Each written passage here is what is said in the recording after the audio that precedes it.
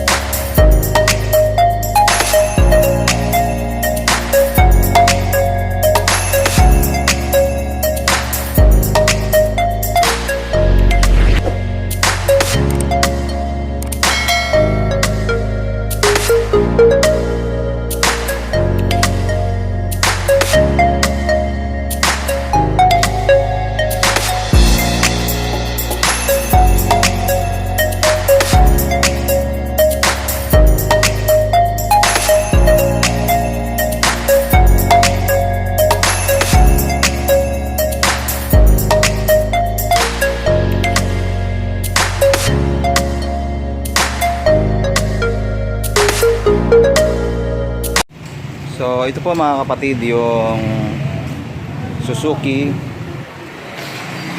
Raider J FI na po mga kapatid, crossover. Yan. So sa mga gusto ng mga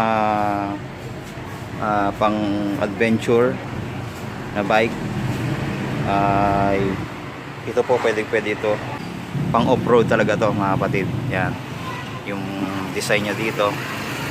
Ayan o. Pati yung gulong niya. Ayan.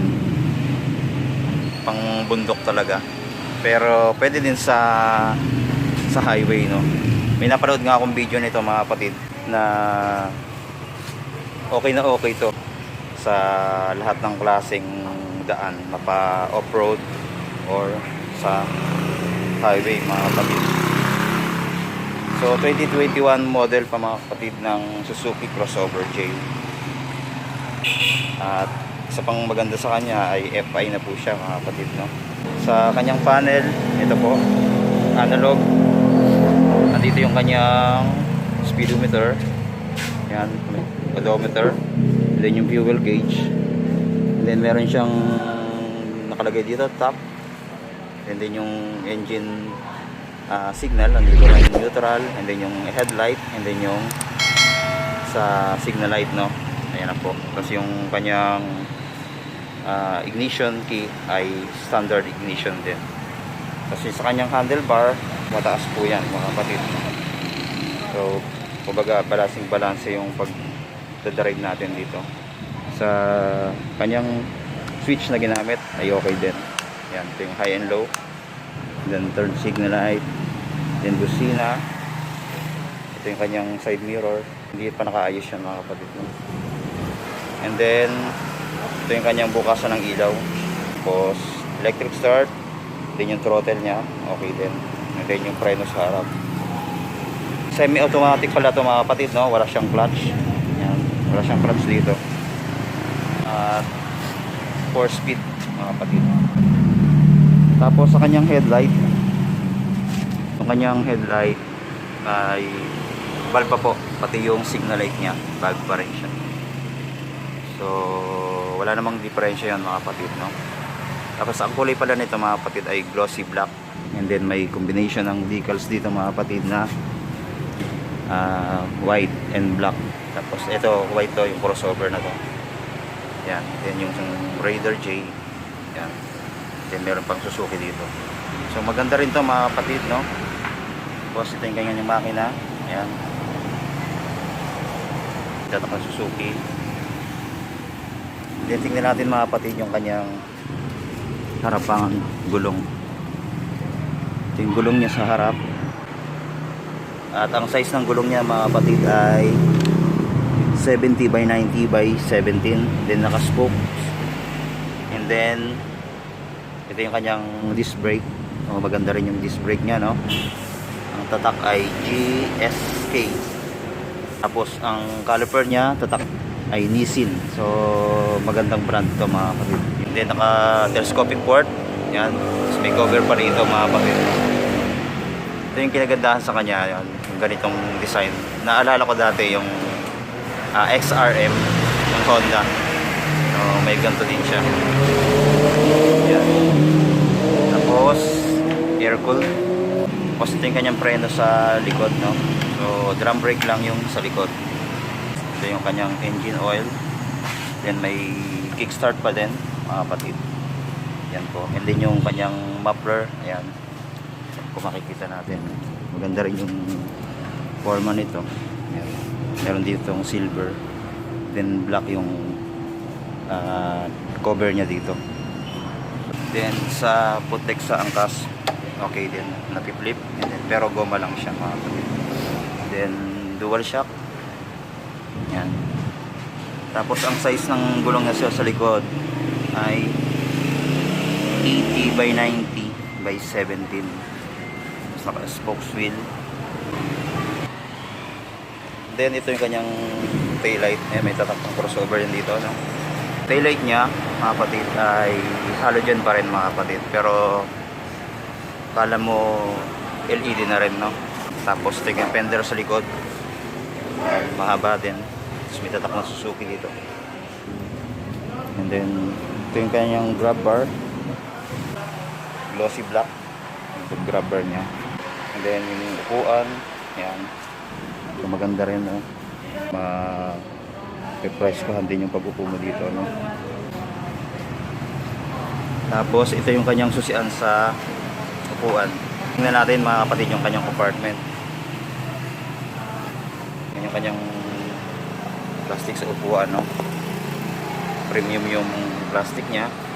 Then meron pa ditong lagayan ng tools. Yan. So, sa compartment, maliit lang po mga kapatid. Ito lang ang pwede mo ilagay dito, yung manual. Then siguro mga ano na lang, pang gamit mo lang, mga tools, no?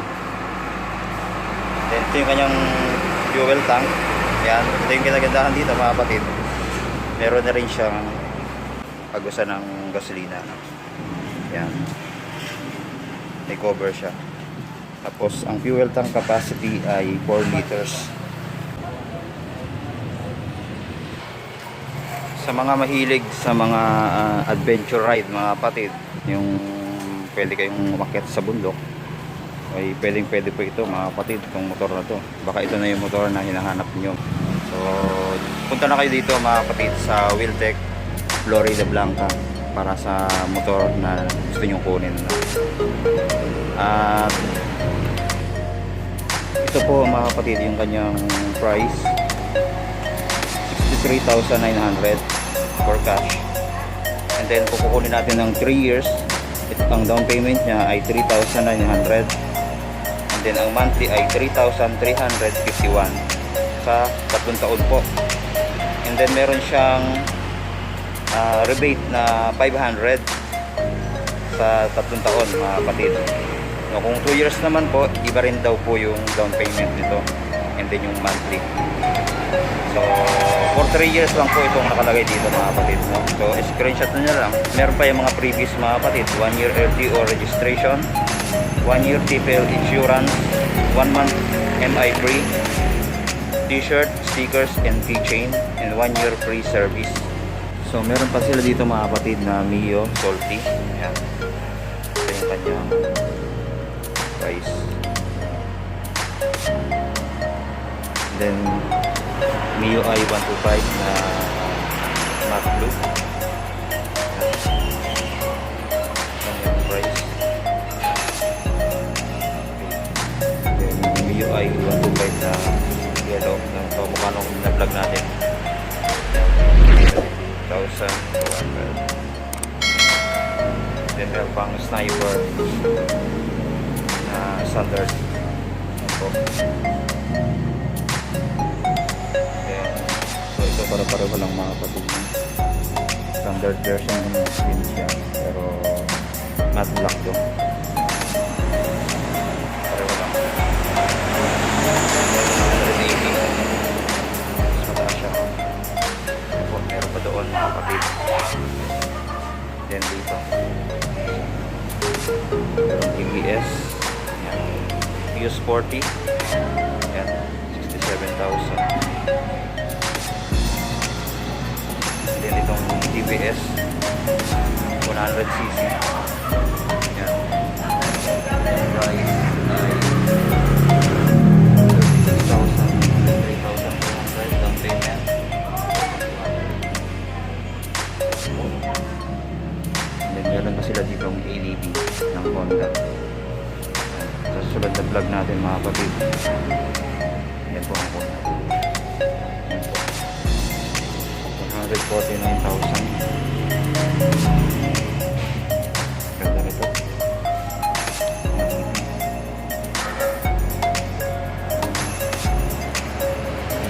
Honda.